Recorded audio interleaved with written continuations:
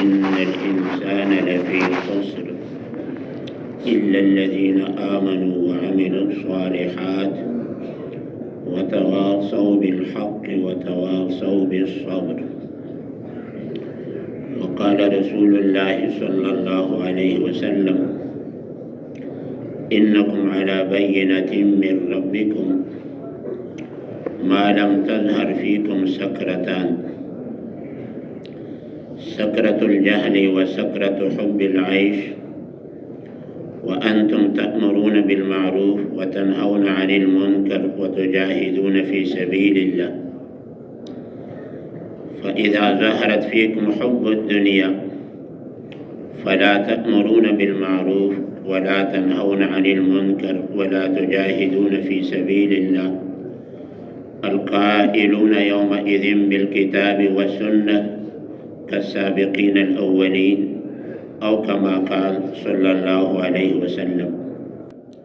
مولانا احسان الحق سے دامت برکاتہم العالیہ وہ بار بار فرمایا کرتے تھے کہ ایمان کا ایک ذرہ، معمولی سا ذرہ، ساری دنیا سے قیمتی، ساری دنیا کی ہیرے جواہر سونے چاندی سے قیمتی، کیونکہ ایمان کے ذرے میں اتنی قوت طاقت ہے کہ ایک نہ ایک دن اس ذرے کی وجہ سے مومن مسلمان جہنم سے نکل کر ہمیشہ ہمیشہ کے لیے جنت میں چلا جائے گا۔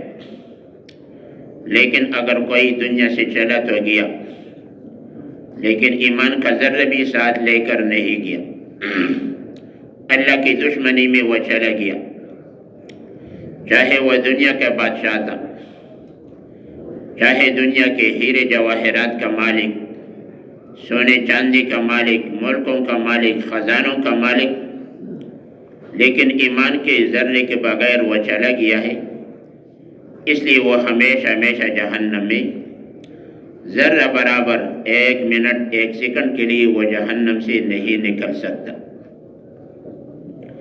اس لیے میرے بھائیو دوستو، کفار کی ظاہری زندگی کو بالکل نہ دیکھنا۔ آج کفار کی ظاہری زندگی کو دیکھنے کی وجہ سے، ظاہری زیب و زینت کی وجہ سے، ظاہری نقش و نگار کی وجہ سے ہمارے مسلمانوں کے منہ میں بھی پانی آ جاتا ہے کہ کاش میرا بھی یہ حال ہوتا، میرے پاس بھی یہ سارا کچھ ہوتا۔ نہیں میرے بھائیو دوستو، اللہ جل شانہ کفار کے بارے میں فرماتے: یعلمون ظاہرا من الحیات الدنیا، کہ دنیا کی ظاہری زندگی کا کچھ مہارت تو ان کے پاس ہے، دنیا کی ظاہری زندگی بنانے کا کچھ معمولی سا مہارت ان کے پاس ہے، وَهُمْ عَنِ الْآخِرَةِ غَافِلُونَ، لیکن مرنے کے بعد جو ہمیشہ ہمیشہ کی زندگی، اس سے وہ غافل پڑے ہوئے ہیں، اس سے وہ غافل ہے، بے خبر ہے، کوئی پتہ نہیں کہ مرنے کے بعد کیا کچھ ہوگا، مرنے کے بعد کیا حالات ہیں، کیا مشکلات ہیں، کیا پریشانیاں ہیں، کیا مصیبتیں، کیا تکلیفیں، اس کے بارے میں ان کو کچھ پتہ نہیں۔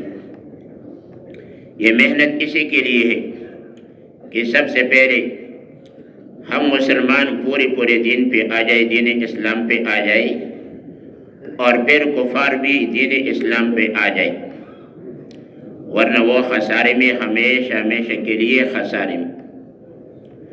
تو اس لیے میرے بھائیو دوستو، اللہ پاک کی طرف سے جو قیمتی سرمایہ ہمیں آپ کو ملا ہے وہ ایمان ہے، وہ کلمہ ہے لا الہ الا اللہ۔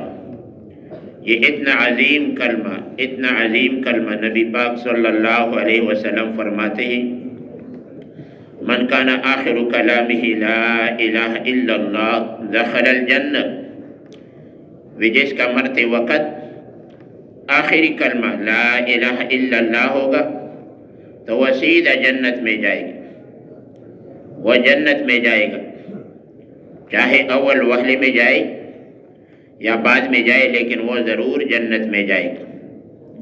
لیکن میرے بھائیو دوستو، اصل یہ ہے کہ اول وہلے میں شروع ہی سے ہم جنت میں جائیں۔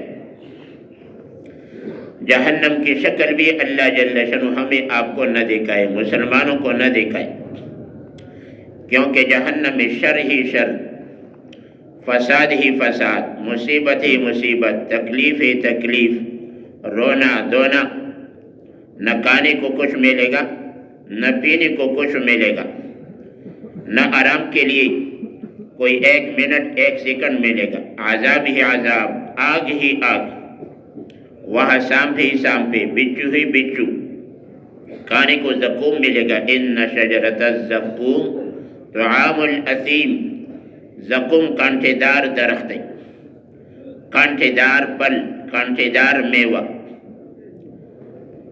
اور پینے کے لیے کھولتا پانی، یسقا من ماء حمیم، اللہ جل شانہ فرماتے جہنمیوں کو انتہائی گرم پانی، کھولتا پانی پلایا جائے گا۔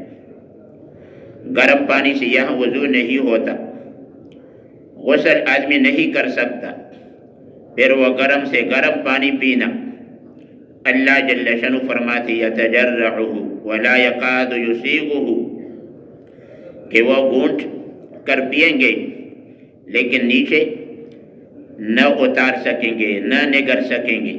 وَيَأْتِيهِ الْمَوْتُ مِنْ كُلِّ مَكَانٍ، اور جہنم میں ہر طرف موت ہی موت ہے، ادھر دیکھے گا موت ہی موت، کیونکہ آگ ہے، سانپ ہے، بچو ہے، کھانے کے لیے زقوم ہے، پینے کے لیے انتہائی گرم پانی، اور جہنمیوں کا رونا دھونا۔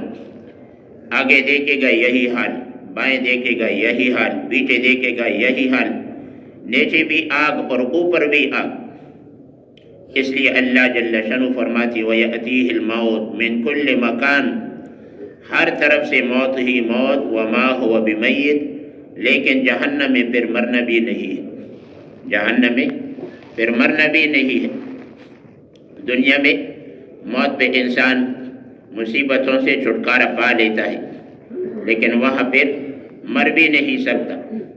تو اس لیے میرے بھائیوں دوستوں، لا الہ الا اللہ یہ بہت ہی عظیم کلمہ ہے، یہ بہت ہی عظیم کلمہ ہے۔ اس لیے نبی پاک صلی اللہ علیہ وسلم فرماتے ہیں کہ بچہ جب بولنے لگے، باتیں کرنے لگے، تو اسے کلمہ سکھاؤ، لا الہ الا اللہ سکھاؤ، اور پھر جب مرنے لگے پھر بھی کلمے کی تلقین کرو، کیونکہ جس کا اول لا الہ الا اللہ ہو اور آخری کلمہ لا الہ الا اللہ ہوگا، چاہے وہ 1000 سال زندہ رہے، قیامت کے دن اس سے کسی بھی گناہ کے بارے میں حساب کتاب اس کے پاس نہیں ہوگا، حساب کتاب نہیں ہوگا۔ اللہ جل شانہ سیدھا اسے جنت میں داخل فرمائے گا، اللہ جل شانہ سیدھا اسے جنت میں داخل فرمائے گا۔ اور میرے بھائیو دوستو، مولانا یوسف رحمۃ اللہ علیہ فرمایا کرتے تھے لا الہ الا اللہ یہ معرفت کا کلمہ ہے، اس کلمے کے اندر اللہ پاک کی معرفت ہے، اللہ پاک نے اپنے تعارف کرایا ہے، لا الہ کہ میرے علاوہ جو کچھ ہے وہ کچھ بھی نہیں، میرے علاوہ جو کچھ ہے وہ کچھ بھی نہیں، الا اللہ، اللہ جل شانہ فرماتے اگر ہوں تو ایک میں اللہ ہی ہوں، ایک میں اللہ ہی ہوں، باقی کچھ بھی نہیں، سارا کا سارا دھوکہ ہے، سارا کا سارا دھوکہ ہے۔ وَمَا الْحَيَاةُ الدُّنْيَا إِلَّا مَتَاعُ الْغُرُورِ، اللہ جل شانہ فرماتے کہ دنیا کی زندگی یہ دھوکے کی زندگی ہے، دنیا کی زندگی یہ دھوکے کی زندگی ہے۔ تو ایک اللہ ہی اللہ، بس اللہ کو پانا، اللہ کو حاصل کرنا، اللہ کی ذات کا یقین، اللہ کی ذات کی محبت، اللہ پاک کی عظمت، یہ دل میں اتارنے کی کوشش کرنا، یہ دل میں اتارنے کی کوشش کرنا۔ یہ ساری محنت اسی کے لیے ہے کہ ہمیں اللہ مل جائے اور ہم اللہ والے بن جائیں، ہمیں اللہ مل جائے اور ہم اللہ والے بن جائیں۔ تو اس لیے حاجی عبدالوہاب صاحب رحمۃ اللہ علیہ بار بار فرمایا کرتے تھے کہ بھائی اللہ کو بیان کرو، اللہ کو بولو، اللہ کو بیان کرو۔ مفتی محمد حسن صاحب میوات کے ہیں لیکن وہاں لاہور ریون کے قریب ان کا مدرسہ ہے. بہت اللہ والا بندہ ہے، عاجز مسکین. اس نے لکھا ہے کہ میں ایک دفعہ حاجی صاحب کے بیان میں بیٹھا تھا تو 200 سے زیادہ 250-300 دفعہ میں نے گنا شمار کیا کہ حاجی صاحب نے بیان میں کہا کہ اللہ سے ہوتا ہے مخلوق سے نہیں ہوتا. اللہ سے ہوتا ہے مخلوق سے نہیں ہوتا. تو اس لیے حاجی صاحب بار بار فرمایا کرتے تھے کہ اللہ کو بولو، اللہ کو بیان کرو.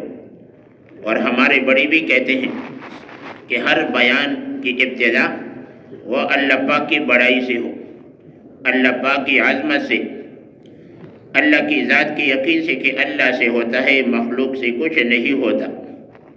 یہ سارا کا سارا اللہ کے بنانے سے بنا ہے، خود نہیں بنا، یہ اللہ نے بنایا ہے. اللہ پاک بنانے میں نہ فرشتوں کے محتاج ہوئے نہ انسانوں کے محتاج ہوئے، مخلوقات میں سے کسی بھی مخلوق کی محتاج نہیں ہوئی. اللہ الصمد، اللہ جل شانہ مستغنی بے پرواہ ذات ہے. اللہ جل شانہ مستغنی بے پرواہ ذات ہے. اللہ پاک کو کسی بھی چیز کی ضرورت نہیں، اللہ پاک کو کسی بھی چیز کی ضرورت نہیں، کیونکہ وہ کامل مکمل ہے ہر اعتبار سے، ذات کے اعتبار سے بھی کامل مکمل اور صفات کے اعتبار سے بھی کامل مکمل. وہ اللہ ہمیشہ سے ہے اور ہمیشہ کے لیے، وہ اللہ ہمیشہ سے ہے ہمیشہ کے لیے. تو اس لیے مولانا یوسف رحمۃ اللہ علیہ فرمایا کرتے تھے لا الہ الا اللہ، یہ اللہ پاک کی معرفت کا کلمہ ہے، اور لا الہ الا اللہ یہ عبدیت کا کلمہ. اگر اس کلمے کا یقین دل میں اتر گیا تو انسان صحیح معنوں میں اللہ کا بندہ بن جاتا ہے. اور اصل اللہ پاک کی عبدیت ہے، اصل اللہ پاک کی عبدیت. اس لیے نبی علیہ السلام کے بارے میں وَأَشْهَدُ أَنَّ مُحَمَّدًا عَبْدُهُ وَرَسُولُهُ کہ یہ اللہ کا بندہ اور اللہ کا رسول ہے. سبحان الذی اسریٰ بعبدہ، اللہ جل شانہ نے یہ نہیں فرمایا کہ میں نے اپنے رسول کو، اپنے محبوب کو، اپنے نبی کو امام الانبیاء امام الملائکہ، نہیں، اللہ پاک نے کیا فرمایا کہ پاک ہے وہ ذات کہ جو رات و رات لے گیا اپنے بندے کو، رات و رات لے گیا اپنے بندے کو. تو نبی علیہ السلام کو اللہ پاک نے بندہ فرمایا ہے، نبی علیہ السلام کو اللہ پاک نے بندہ فرمایا ہے. تو اس لیے اصل وہ اللہ پاک کی عبدیت ہے، اللہ پاک کا صحیح معنوں میں بندہ بننا کہ بھائی میں کچھ نہیں، میں کچھ نہیں اور میرے سے کچھ نہیں، میں کچھ نہیں اور میرے سے کچھ نہیں. لیکن یہ محنت سے ہوگا، مستقل محنت سے، محنت سے اور مستقل محنت. یہ نہیں کہ بیچ میں تفریح ہو، بیچ میں چھٹی ہو، مسلسل محنت، مستقل محنت، دن کو بھی رات کو بھی. اور پھر جب بھی کوئی حال آ جائے تو اس حال سے متاثر نہ ہونا، دل برداشتہ نہ ہونا، اس حال کے اندر اللہ پاک کی طرف سے متوجہ ہونا، اللہ سے مانگنا، اللہ سے مانگنا. اس لیے حاجی عبدالوہاب صاحب رحمۃ اللہ علیہ فرمایا کرتے تھے کہ بیماری میں اللہ پاک کا حکم ادا کریں تو صحت ملے یا نہ ملے، صحت ملنا یا نہ ملنا یہ اصل نہیں، اصل بیماری کے اندر اللہ پاک کا حکم ادا کرنا ہے. اصل بیماری کے اندر اللہ پاک کا حکم ادا کرنا. حال آ جائے اس وقت اللہ پاک کا کیا حکم ہے، نبی علیہ السلام کا کیا طریقہ، وہ عمل کرنا، وہ عمل اختیار کرنا، یہ اصل ہے. حال دور ہو یا نہ ہو، پریشانی دور ہو یا نہ ہو، مصیبت تکلیف دور ہو یا نہ ہو، یہ اصل نہیں. اصل اس مصیبت میں، پریشانی میں، حال میں اللہ کو راضی کرنا. جیسے مولانا ابراہیم صاحب بار بار فرمایا کرتے کہ عمران بن حسین رضی اللہ عنہ 35 سال وہ بیمار رہے، 35 سال وہ بیمار رہے، اور بیماری میں نبی علیہ السلام سے بار بار پوچھتے تھے کہ ابھی میرے لیے کیا حکم ہے، ابھی میں کیا کروں، مجھے کیا کرنا ہوگا. بار بار نبی علیہ السلام سے پوچھتے تھے۔ اس لیے مولانا فرماتے ہیں کہ بیماری کے جتنی مسائل ہیں وہ عمران بن حسین رضی اللہ عنہ کے ذریعے امت کی طرف منتقل ہوئے۔ تو بیماری میں اللہ کو اتنا راضی کیا، اتنا راضی کیا، اتنا راضی کیا کہ اللہ پاک نے عیادت کے لیے فرشتے بھیجنے شروع فرمائے۔ اللہ پاک نے عیادت کے لیے فرشتے بھیجنے شروع فرمائے۔ تو اس لیے میرے بھائیو دوستو، لا الہ الا اللہ اس کا ذکر بھی کریں، خوب اس کا ذکر کریں اور اس کو خوب بیان کریں، خوب بولیں۔ اور مفتی زین العابدین رحمۃ اللہ علیہ فرمایا کرتے تھے، لا الہ الا اللہ یہ ایمان نہیں، یہ تو ایمان کا کلمہ ہے۔ یہ ایمان نہیں، یہ ایمان کا کلمہ ہے۔ ایمان کب بنے گا؟ جب اس کا یقین دل میں اتر جائے گا۔ اور بہت خطرناک بات فرمایا کرتے تھے کہ بھائی اگر یہ کلمہ صرف زبان پہ ہو تو یہ منافقت ہے، اگر صرف زبان پہ ہو تو یہ منافقت ہے، اگر دل میں ہے تو یہ ایمان ہے، یہ مومن ہے، یہ کامل ایمان، یہ کامل مومن۔ نہ دل میں نہ زبان پہ یہ کفر ہے، نہ دل میں نہ زبان پہ یہ کفر ہے۔ اس لیے میرے بھائیو دوستو، اللہ کا شکر ہے کہ زبان پہ یہ کلمہ تو ہے اور الحمدللہ اس کی محنت بھی ہے، لیکن اس کو اتارنا ہے، دل میں اتارنا، یہ سارا کا سارا یہ دل میں اتارنے کے لیے۔ جب یہ کلمہ دل میں اتر جائے گا، کلمے کا یقین دل میں آ جائے گا، تو پھر ہر عمل میں مزہ آئے گا، پھر ہر عمل میں مزہ آئے گا۔ مفتی زین العابدین رحمۃ اللہ علیہ نے بیان میں فرمایا کہ صحابی شہید ہو رہا ہے اور کہہ رہے فزت ورب الکعبہ، شہید ہونے میں اس کو مزہ آ رہا ہے کہ رب کعبہ کی قسم میں کامیاب ہو گیا، رب کعبہ کی قسم میں کامیاب ہو گیا۔ وہ کفار حیران ہو گئے، یہ تو دنیا سے چلا گیا، مر گیا، سر اس کی تن سے جدا ہوا، یہ کیسی کامیابی، یہ کون سی کامیابی؟ تو پھر اسے بتایا گیا کہ اس پہ جو مل رہا ہے وہ بیان کرنے سے باہر ہے، اس پہ اللہ پاک کی طرف سے جو ملے گا، جو مل رہا ہے وہ بیان سے باہر ہے۔ ظاہری مصیبت تو اس پہ آ گئی، جان اس نے دے دی، شہید ہو گیا، لیکن اس کے بعد ہمیشہ ہمیشہ کی خوشی میں یہ رہے گا، ہمیشہ ہمیشہ کی خوشیاں اسے ملے گی، ہمیشہ ہمیشہ کے لیے یہ جنت میں جائے گا۔ تو اس لیے میرے بھائیو دوستو، جب کلمہ دل میں اتر جائے گا پھر لمبی لمبی نماز پڑھنا، جیسے عائشہ رضی اللہ عنہا یا فاطمہ رضی اللہ عنہ کے بارے میں آتا ہے کہ 2 رکعت میں ساری رات گزار دی، 2 رکعت نفل میں ساری رات گزر گئی۔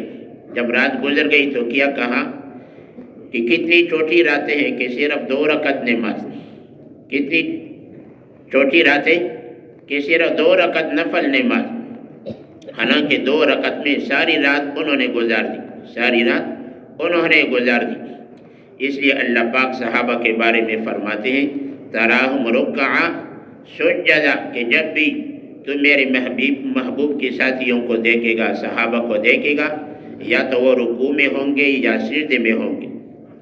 یہ نہیں فرمایا کہ وہ بازار میں ہوں گے، دکان میں ہوں گے، باغات میں ہوں گے، حالانکہ وہ بازار میں بھی جاتے تھے، باغوں میں بھی جاتے تھے، لیکن صحابہ کیا فرماتے اسواقنا کا مساجدنا، ہمارے بازار بھی ہماری مسجدوں کی طرح، یعنی ہم جو اعمال مساجد میں کرتے ہیں وہی اعمال بازار میں بھی کرتے ہیں۔ بھائی مسجد میں بھی اللہ کو راضی کرنا اور بازار میں بھی اللہ کو راضی کرنا، بازار جانا بھی اللہ کو راضی کرنے کے لیے اور مسجد میں جانا بھی اللہ پاک کو راضی کرنے کے لیے۔ یہ کیوں؟ کہ ان کا یقین بنا ہوا تھا، ان کا یقین بنا ہوا تھا، اور بنیادی چیز یقین ہے، ایمان ہے۔ تو اس لیے ایمان کا ایک ذرہ ساری دنیا سے قیمت ہے، ایمان کا ایک ذرہ ساری دنیا سے قیمت ہے۔ تو اس لیے میرے بھائیو دوستو، اس نعمت پہ ہم اللہ پاک کا جتنا ہو سکے شکر ادا کریں، اور پھر یہ کہ اللہ پاک نے ہمیں آپ کو نبی علیہ السلام کا امتی بنایا، کہ جو امام الانبیاء، سارے انبیاء کا امام، سارے انبیاء کا امام، نبی علیہ السلام معراج کی رات جب جا رہے تھے آسمانوں پہ تو بیت المقدس میں، آج کل وہاں حالات ہے اللہ پاک بیت المقدس کی حفاظت فرمائے، فلسطین کے مسلمانوں کی حفاظت فرمائے، سارے مسلمانوں کی اللہ پاک حفاظت فرمائے۔ تو اس مسجد میں نبی علیہ السلام نے سارے انبیاء کو نماز پڑھائی۔ بیت المقدس مسجد میں نبی علیہ السلام نے سارے انبیاء کو نماز پڑھائی۔ نبی علیہ السلام نے فرمایا سب سے پہلے کعبہ شریف، بیت اللہ شریف یہ جگہ بنی، پھر اس کے بعد بیت المقدس 40 سال بعد بیت المقدس مسجد بنی۔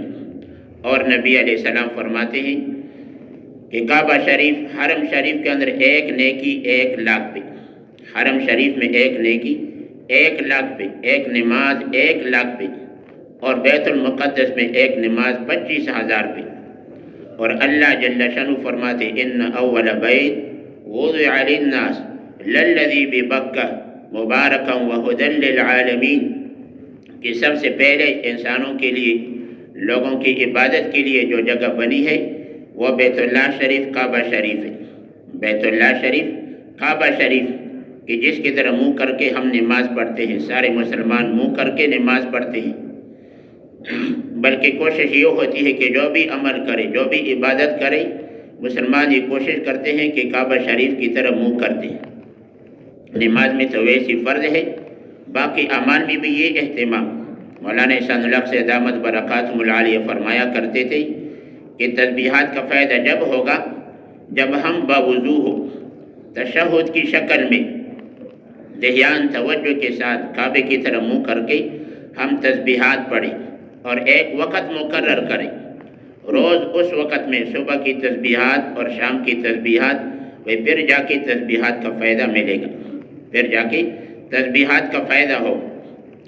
تو کعبہ شریف مولانا احسان اللہ سے یہ بھی فرمایا کرتے تھے کہ جہاں کعبہ شریف ہے، بیت اللہ شریف، سب سے پہلے یہ زمین بنی پھر باقی زمین بنی، سب سے پہلے یہ زمین بنی پھر باقی زمین بنی، اور پھر ساتھ ہی جبل ابی قبیس ہے، تو سب سے پہلے یہ پہاڑ بنا، پھر دنیا کے اور پہاڑ بن گئے، پھر دنیا کے اور پہاڑ بن گئے۔ میرے بھائیو دوستو، ہم سب محتاج ہیں، سننے والا بھی محتاج اور بولنے والا بھی محتاج، ہر مسلمان محتاج، ہر انسان محتاج ہے۔ اور میرے بھائیو دوستو، یہ دنیا دارالامتحان ہے، یہ امتحان کا امتحان کی جگہ ہے۔ ہر انسان اس دنیا میں امتحان میں ہے، غریب ہے غربت کے اندر وہ امتحان میں، امیر ہے تو امیر ہونے میں وہ امتحان ہے، صحت مند ہے وہ بھی امتحان میں ہے، بیمار ہے وہ بھی امتحان میں ہے، کالے ہیں وہ بھی امتحان میں، گورے ہیں وہ بھی امتحان میں، سارے عرب اور سارے عجم امتحان میں، ہر مسلمان، ہر انسان امتحان میں ہے۔ اور میرے بھائیو دوستو، یہ بہت ہی بڑا امتحان ہے، یہ بہت ہی بڑا امتحان۔ دنیا کے سارے امتحانات اس امتحان کے مقابلے میں کچھ بھی نہیں، کیونکہ دنیا کی ناکامی یہ ایک عارضی ناکامی ہے، مختصر ناکامی، لیکن قبر آخرت کی جو ناکامی ہے وہ ہمیشہ ہمیشہ کی ناکامی، نہ ختم ہونے والی ناکامی۔ وہاں کی ناکامی سے اللہ جل شانہ ہر مسلمان کو بچائے اور ہر مسلمان کو پورے طور پہ تیاری کی توفیق عطا فرمائے۔ تو میرے بھائیو دوستو، یہ بولنا بھی اس امتحان کی تیاری کے لیے ہے، یہ سننا بھی اس امتحان کی تیاری کے لیے، نکل کر باہر جا کے محنت کرنا وہ بھی اسی امتحان کی تیاری کے لیے، اور اپنے مقام پہ محنت کرنا، اپنے مقام میں جوڑنا، عمل کا اہتمام کرنا، پابندی کرنا، یہ بھی اسی امتحان کی تیاری کے لیے۔ اور میرے بھائیو دوستو، جسے جتنا ہو سکے زیادہ سے زیادہ انفرادی اجتماعی اعمال کا اہتمام کریں، جتنا زیادہ ہو سکے، خاص طور پہ اس زمانے میں کہ فتنے متوجہ ہیں، فتنے ہی فتنے، دن کو بھی رات کو بھی، گھر سے نکلتی ہی بلکہ گھروں کے اندر فتنے داخل ہو گئے، اللہ کے گھروں میں بھی یہ فتنے داخل ہو گئے۔ اللہ کے گھروں میں بھی کامل ایمان کے بغیر ان فتنوں سے حفاظت مشکل ہے۔ باہر تو کیا، اللہ کے گھروں میں بھی ان فتنوں سے حفاظت مشکل ہے۔ تو اس لیے میرے بھائیو دوستو، بنیادی چیز وہ ایمان ہے، بنیادی چیز ایمان ہے۔